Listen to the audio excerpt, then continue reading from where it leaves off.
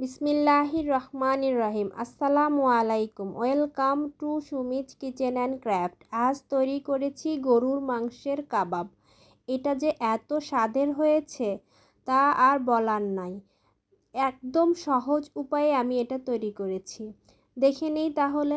প্রথমে গরুর মাংসগুলোকে কেটে ভালো করে পরিষ্কার করে ধুয়ে নিয়েছি। এরপর এর মধ্যে অ্যাড করে দিয়েছি আদা, পেঁয়াজ, রসুন, এলাচ, দারচিনি, দিয়ে দিয়েছি ধনিয়ার গুঁড়ো, দিয়ে দিয়েছি লবণ, দিয়ে দিয়েছি মরিচের গুঁড়ো, হলুদের গুঁড়ো, আর দিয়ে দিয়েছি সামান্য একটু তেল। এই সব কিছু দিয়ে আমি ভালো করে মাংসটাকে হাতে মেখে নিয়েছি। হাত দিয়ে মেখে নিয়ে এরপর সামান্য একটু পানি অ্যাড করে প্রেসার কুকারে দিয়ে দিয়েছি।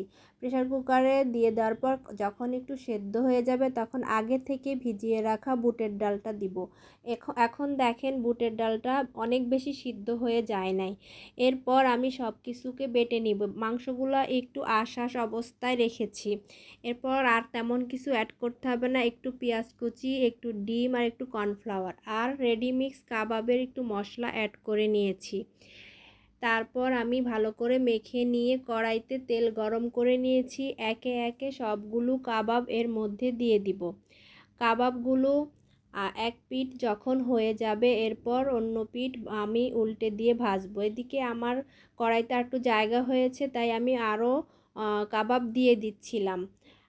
আপনারা একসাথে মাংসটা আর ডালটা একসাথে সেদ্ধ করতে যাবেন না। সেই ক্ষেত্রে যেটা হয়, মাংসটা সেদ্ধ হতে চায় না আর ডালটা গলে যায়, যার কারণে কাবাবটা একটু বেশি নরম থাকে, যার কারণে কাবাবটা আপনার বানাতে বা সেট করতে খুবই ঝামেলা হয়। তাই আগে থেকে মাংসটা একটু সেদ্ধ করে নিয়ে তারপর যদি ডালটা অ্যাড করেন, সেই ক্ষেত্রে কাবাবের যে মাখা মাখা যে ব্যাপারটা থাকে, যেমন কাবাব যেমন শক্ত শক্ত হলে আপনার যেমন তৈরি করতে সুবিধা সেটা হয়। দেখেন আমার কথা বলতে বলতে সবগুলো কাবাব কিন্তু রেডি হয়ে গিয়েছে। এর ভিতরটাও দেখেন কত সুন্দরভাবে হয়েছে। আমার বাচ্চারা খুবই পছন্দ করেছে। আজ এ পর্যন্তই। সবাই ভালো থাকবেন, সুস্থ থাকবেন। আসসালামু আলাইকুম। আল্লাহ হাফেজ।